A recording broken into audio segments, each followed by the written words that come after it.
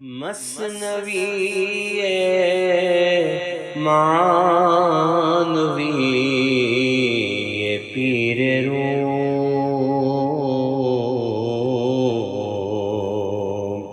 ہست گنج راز عرفان و علوم۔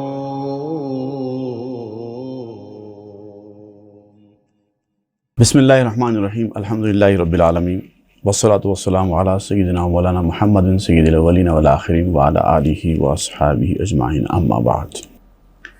گزشتہ کی نشست میں ہم پڑھ رہے تھے مولانا روم نے انسانوں کے حوالے سے فرشتوں نے جو تبصرہ کیا تھا اس کا ذکر کرتے ہوئے اس بات پر روشنی ڈال رہے تھے کہ فرشتوں کا جو اعتراض تھا انسانوں پر، وہ انسانوں کے ایک طبقے کے بارے میں تھا، لیکن ایک طبقہ انسانوں کا ایسا ہے جو ان لوگوں سے بالکل یا طور پر الگ ہے جن کو پیش نظر رکھ کر فرشتے انسانوں پر تانے دے رہے تھے یا طنز کر رہے تھے، اور وہ طبقہ ہے انبیاء اور اولیاء کا۔ آپ ان کی تعریف بیان کرتے ہوئے کہ ایک انسان کتنا لیمیٹڈ ہوتا ہے، اس کی نالج کتنی لیمیٹڈ ہوتی ہے، اس کی صلاحیتیں کتنی لیمیٹڈ ہوتی ہیں، اس کی پہنچ کتنی محدود ہوتی ہے، اس کا ذکر کرنے کے ساتھ ساتھ آپ اولیاء کرام اور انبیاء کرام کی جو پہنچ ہے، ان کی رسائی ہے، ان کا تبحر علمی ہے، ان کی جو پہنچ ہے، ان کی رسائی ہے، اس موضوع پر آپ بیان کر رہے تھے۔ یہ وہ لوگ ہوتے ہیں جنہوں نے جن کی روح نے انگور کے اندر شراب کو دیکھ لیا ہوتا ہے، ان کی وہ صلاحیت ہوتی ہے، اس کا ذکر آپ کر رہے تھے۔ آسماں در دور ایشاں جرانوش، آفتاب از جود شاں زربفت پوش۔ ان کی یہ صلاحیت، ان کا یہ مقام ہے کہ ان کے جام کے دور میں، جب وہ جاموں کا دور ان کا چلتا ہے، وہ جام جو ان لوگوں کا روحانیت کا جام ہے، وہ اس مقام اور اس منزلت کے لوگ ہوتے ہیں کہ جب ان کا دور جام چلتا ہے تو ان کے دور جام میں آسمان شریک ہو کر شراب پیتا ہے۔ یعنی ان کی جو بساط ہے، ان کا جو مقام ہے، وہ یہ ہے کہ آسمان بھی ان کے مقام اور مرتبے کے سامنے کچھ نہیں ہے۔ آسمان بھی ان کے فیض کا خواہاں ہے، آسمان بھی ان کا فیض حاصل کرنا چاہتا ہے۔ آفتاب از جود شاں زربفت پوش، سورج بھی ان کی سخاوت کے سامنے زربفت پوش ہے۔ زربفت ایک خاص قسم کا لباس ہوتا ہے جو ریشم کا ہوتا ہے اور سونے کا کام اس کے اوپر ہوتا ہے۔ تو آپ کہتے ہیں کہ سورج کی جو کیفیت ہے، جو وہ زربفت پوش ہے، زربفت لباس پہنا ہوا ہے اپنی روشنی کا، اپنے فیض کا، یہ لباس ان کی سخاوت کا مرہون منت ہے۔ یعنی جیسا کہتے ہیں نا، سورج اور آسمان انسان کو فیض پہنچاتا ہے، لیکن آپ کہتے ہیں کہ نہیں، سورج اور آسمان کو یہ انسانوں کا طبقہ فیض پہنچاتا ہے۔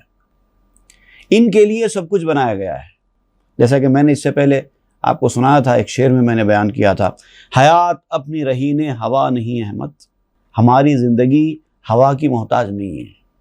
سانس لیں گے تو ہم جئیں گے، ایسا ہے نا، ظاہری کیفیت تو ہماری یہ ہے، اگر سانس ہم کو ملے گی تو ہم زندہ رہیں گے، سانس نہیں ملیں گی تو ہم مر جائیں گے، یہ انسان کی ظاہری کیفیت ہے۔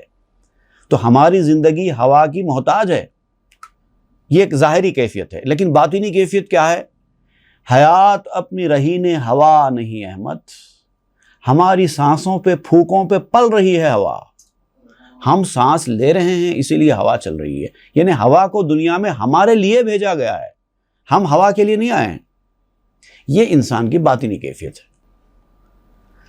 تو یہ جو اولیاء کرام اور انبیاء کرام کی جو جماعت ہوتی ہے، ان کا تعلق یہی باطنی روحانی زندگی سے ہے، اور اسی زندگی کے اعتبار سے یہ اتنے طاقتور اور اتنے پاورفل ہیں کہ اس دنیا کی کوئی بھی چیز ان کے سامنے دم نہیں مار سکتی۔ چون عزیشاں مجتمع بینی دو یار، ہم یہ کے باشند ہم 600,000۔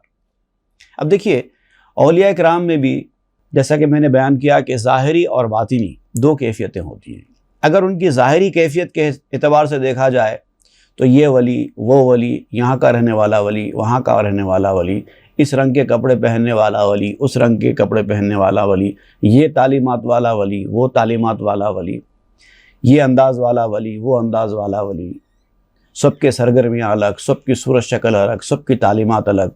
چوں عزیشاں مجتمع بینی دو یار، ہم یکے باشن دو ہم 600,000۔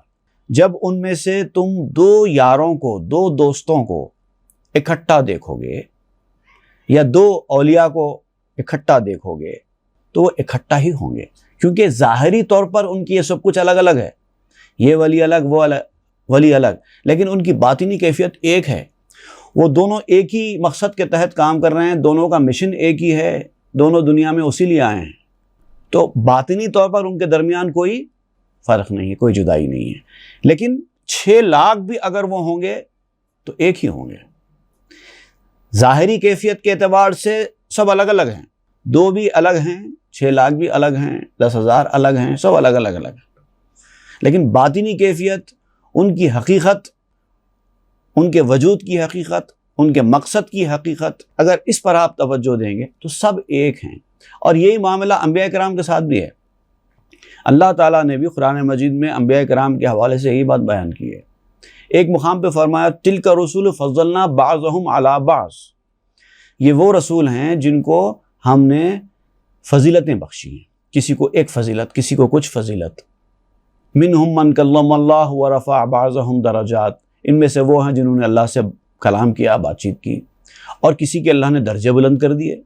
تو ہر رسول درجے کے اعتبار سے ایک درجے میں نہیں ہے، کوئی جلیل القدر انبیاء کرام میں بہت بڑا مرتبہ رکھتے ہیں کچھ، اور کچھ کو وہ مرتبہ نہیں رکھنے والے ہیں۔ تو مرتبے کے اعتبار سے آپ دیکھیں گے سب رسول الگ الگ مرتبے پر فائز ہیں، لیکن ان کے رسول ہونے کے اعتبار سے اگر آپ دیکھیں گے تو اس کے بارے میں قرآن مجید میں فرمایا گیا لا نفرق بین احد من رسلہ، اللہ تعالیٰ کے رسولوں میں کوئی فرق نہیں ہے، ہم فرق کرتے ہی نہیں۔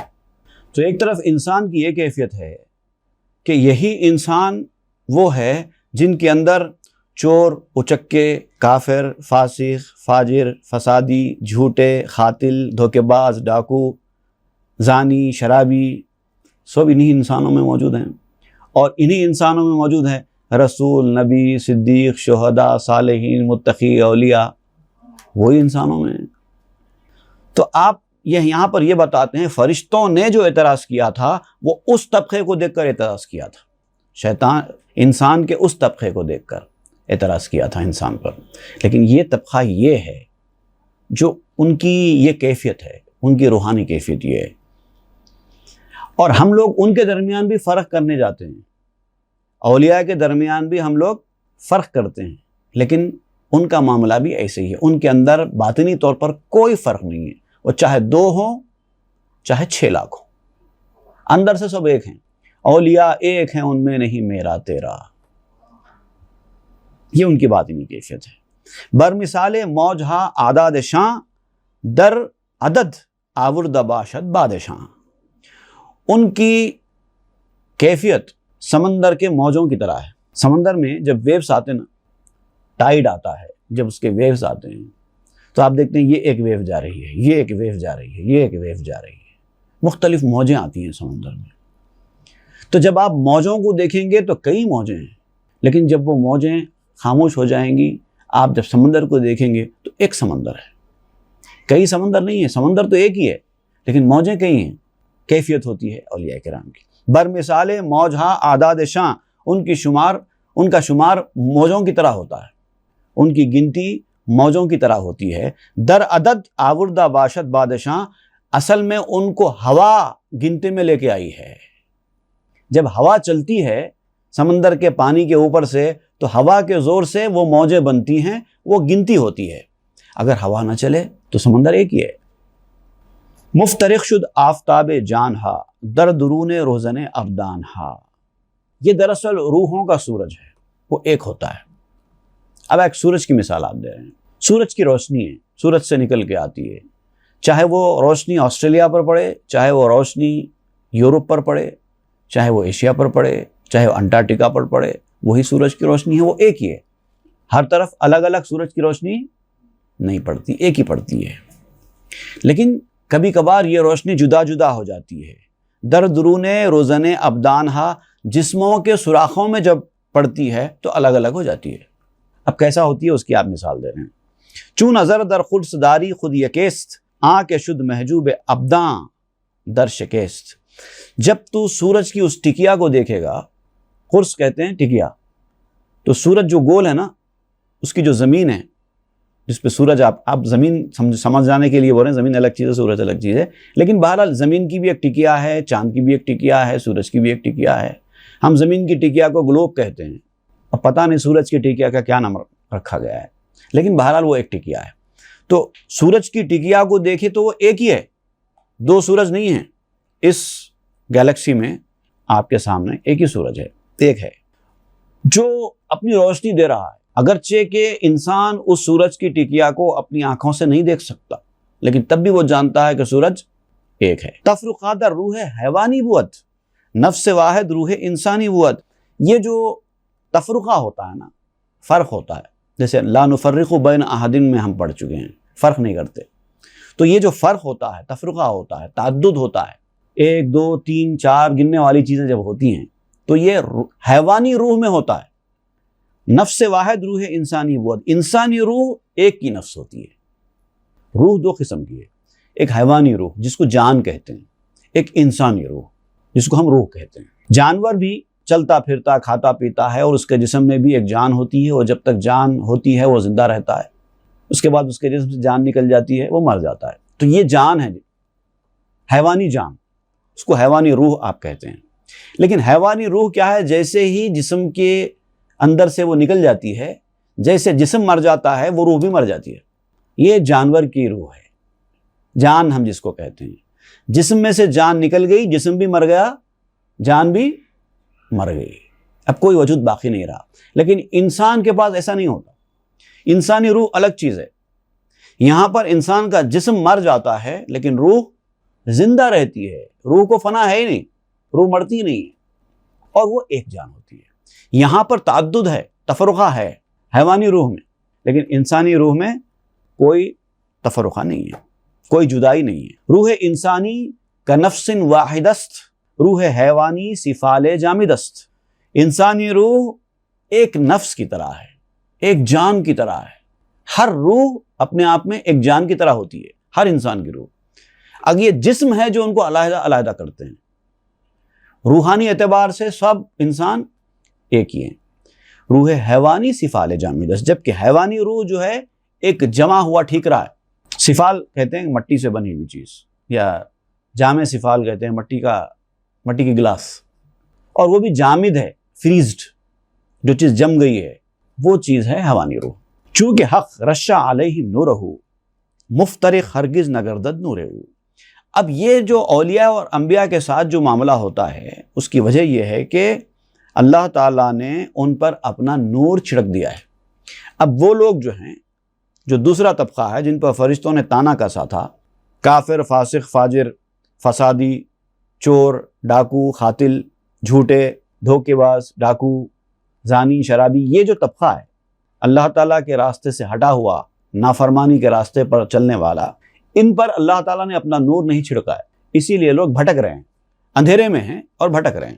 لیکن یہ طبقہ کیا ہے؟ ان کے اوپر اللہ نے نور چھڑک دیا ہے، اب یہ اندھیرے میں نہیں ہیں، اجالے میں آ چکے ہیں، اور اللہ تعالیٰ کے نور سے فیضیاب ہو رہے ہیں۔ اور یہ سب کچھ جو ہو رہا ہے ان کے ساتھ وہ اسی نور کی وجہ سے ہو رہا ہے۔ اب کہتے ہیں مفترق ہرگز نگردد نور او، اور اللہ تعالیٰ کا نور جو ہے متعدد نہیں ہو سکتا، 2 3 4 5 میں نہیں جا سکتا، وہ ایک ہی ہے۔ تو چونکہ انبیاء کرام، اولیاء کرام اسی نور سے فیض حاصل کرنے والے ہیں، اسی نور کے اندر فنا ہو گئے ہیں، اسی لیے ان کے اندر تعدد تفرقہ نہیں ہوتا، وہ ایک ہوتے ہیں۔ اولیاء ایک ہیں، ان میں نہیں میرا تیرا کا مطلب یہی ہے۔ ظاہری طور پر تو ایک نہیں ہے، سب الگ الگ ہیں۔ یہ الگ خاندان میں پیدا ہوئے، وہ الگ خاندان میں پیدا ہوئے، ان کی تعلیمات الگ، ان کی تعلیمات الگ، ان کا طریقہ الگ، ان کا طریقہ الگ، ان کی صورت الگ، ان کی صورت الگ، ان کا لباس الگ، ان کا لباس الگ، ان کا ڈھنگ الگ، ان کا ڈھنگ الگ، سب الگ الگ ہیں۔ لیکن نفسی اعتبار سے، اس کی ذات کے اعتبار سے، ان کی حقیقت کے اعتبار سے، ان کے مقصد کے اعتبار سے سب ایک، گول سب کے ایک ہیں، الگ الگ نہیں ہیں۔ عقل جز از رمز ای آگاہ نیست، واقف ای سر بجز اللہ نیست۔ اب یہ جو اللہ تعالیٰ کا نور ہے، جو اللہ تعالیٰ ان کے اوپر چھڑکتا ہے، اس کو سمجھنے سے ناقص عقل عاجز ہے، وہ نہیں سمجھ سکتی، کیونکہ انسان کی عقل ناقص ہے۔ اللہ تعالیٰ کے نور کی کیفیت اور اس کے اثرات سے ناقص عقل، ضعیف عقل، کمزور عقل، لمیٹڈ نالج، محدود فکر انسان کی جو بھی ہے وہ واقف نہیں ہو سکتی۔ واقف ای سر بجز اللہ نیست، اس رات سے اللہ کے سوا پوری طریقے سے کوئی بھی واقف نہیں ہو سکتا کہ اللہ کے نور کی حقیقت کیا ہے۔ عقل را اندر چنی سودا چکار، کر مادر زاد را سرنا چکار۔ اس معاملے میں یہ جو موضوع ہے جس کے بارے میں ہم بات کر رہے ہیں، اس معاملے میں عقل کا کوئی کام نہیں ہے، یہ عقل کا میدان ہی نہیں ہے۔ عقل اس میدان میں جا کر کچھ سمجھنے کی کوشش ہی نہیں کر سکتی۔ کیا کام ہے عقل کا یہاں پر اس میدان میں؟ کر مادر زاد را سرنا چکار۔ کر کہتے ہیں بہرے کو، مادر ذات مطلب ماں کے پیٹ سے پیدا ہونے والا، پیدائشی، ماں پیٹ بہرا، سمجھیے آپ، کر مادر ذات۔ سرنا کہتے ہیں شہنائی کو، جو بانسری بجتی ہے، شہنائی بجتی ہے خوبصورت آواز میں، تو جو ماں کے پیٹ سے بہرا پیدا ہوا ہے اس کو شہنائی سے کیا کام؟ وہ کہہ رہے ہیں مثال، عقل را اندر چنی سودا چکار، کر مادر زاد را سرنا چکار۔ یک زماں بگزار اے ہمراہ ملال، تا بگویم وصف خال زاں جمال۔ اے میرے ساتھی تھوڑی دیر کے لیے اپنے ملال کو چھوڑ دے۔ اب دیکھیے، اگر تو کچھ حاصل کرنا چاہتا، اس میدان میں آنا چاہتا ہے، تو تھوڑی دیر کے لیے اپنے ملال کو، زندگی کے پریشانیوں کو کونے میں کر دے۔ اب تو جب اس میدان میں آیا ہے، کچھ بننا چاہتا ہے، کچھ حاصل کرنا چاہتا ہے، کچھ سننا چاہتا ہے کام کی باتیں، تو یہ جو دنیا کی تیری جو پریشانیاں ہیں، تکلیفیں ہیں، ٹینشنز ہیں، جو تو لے کے گھومتا ہے اپنے کندھوں کے اوپر، وہ ذرا ایک طرف کونے میں کر دے۔ جب تک وہ رہیں گے تو اس معاملے میں ایک قدم بھی آگے نہیں بڑھا سکتا۔ اس کو ہٹا دے، پہلے تھوڑی دیر کے لیے صحیح، اس ملال کو چھوڑ دے، ہٹا دے۔ تا بگویم وصف خال زاں جمال، تاکہ میں تجھ سے اس کے حسن کی تعریف کرنے کے ارادے سے اس کے تل کی کیفیت بیان کر سکوں۔ اگر اس کے حسن کے تل کی کیفیت بھی سننا ہے، تجھے ان چیزوں کو کونے میں رکھنا ہوگا۔ تو آپ سوچئے کہ حسن کی صرف ایک تل کی تعریف میں آپ کو اس مرحلے سے گزرنا ہوگا، وہ سب کو ہٹانا ہوگا، تو پورے حسن کی تعریف۔ در بیاں نایت جمال حال او، ہر دو عالم جیس عکس خال او۔ اب یہ نور الہی کا ذکر آپ کر رہے ہیں، تو اب دیکھیے کہتے ہیں کہ اب میں تو خالی تل کی تعریف ہی کر سکتا ہوں اس حسن کے۔ تل سے مراد اس حسن کا بہت ہی معمولی حصہ، تل سے مراد یہ۔ تو آپ کہتے ہیں کہ بس میں اتنے معمولی حصے کا ہی بیان کر سکتا ہوں، کیونکہ اس کے حسن کی خوبی کا بیان تو ہو ہی نہیں سکتا۔ اب صرف اتنا سمجھ لو، ہر دو عالم چیس، یہ دونوں عالم کیا ہے؟ یہ دنیا اور آخرت جو کچھ ہے دنیا میں، یہ دونوں عالم، یہ ہے کیا چیز؟ عکس خالے ہو، اس کے تل کا خالی عکس ہے، صرف شیڈو ہے۔ اس دنیا میں، اس دنیا میں جتنی خوبصورتی ہے، جتنی خوبصورتی کا آپ تصور کر سکتے ہیں، وہ صرف اس کی خوبصورتی کے تل کے شیڈو ہے صرف۔ چونکہ من از خال خوبش دم زنم، نطق می خواہت کہ بشکافت تنم۔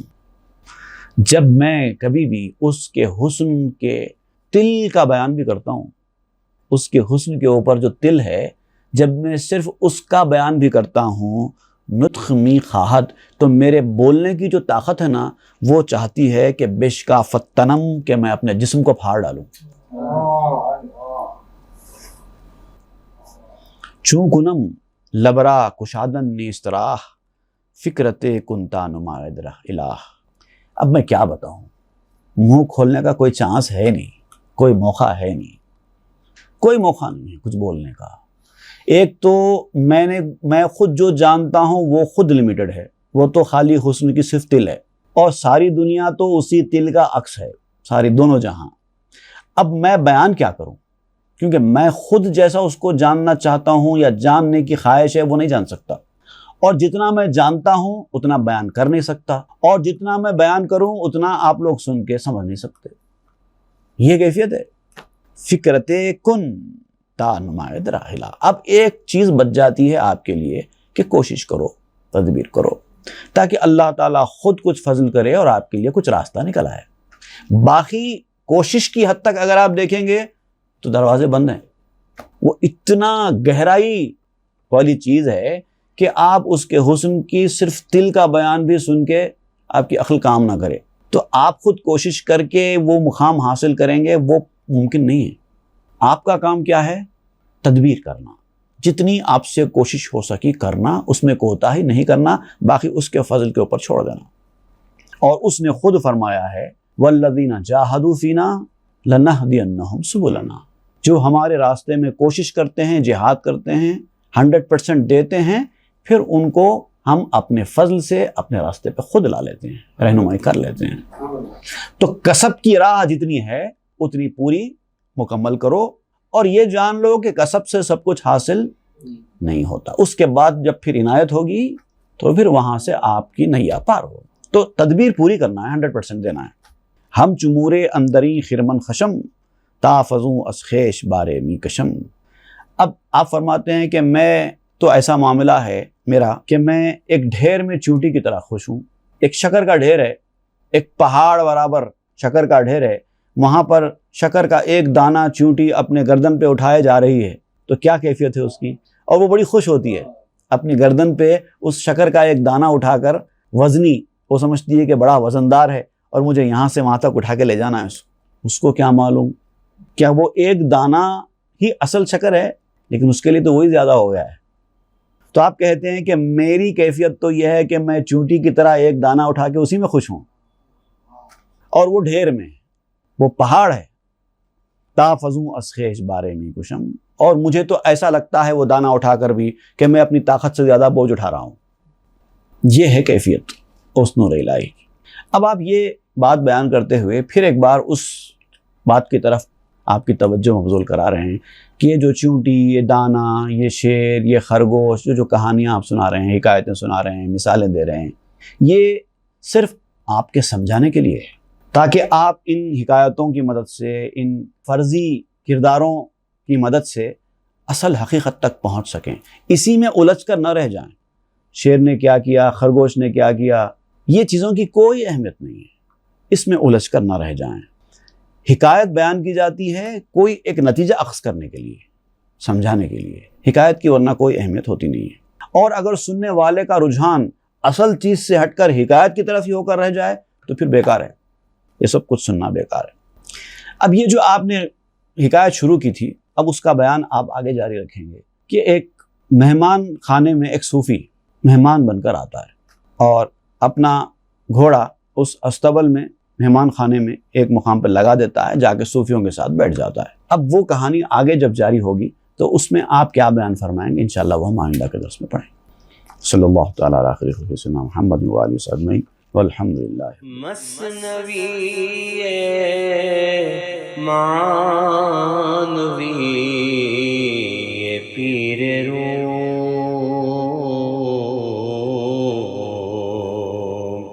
ہست گنج راز عرفان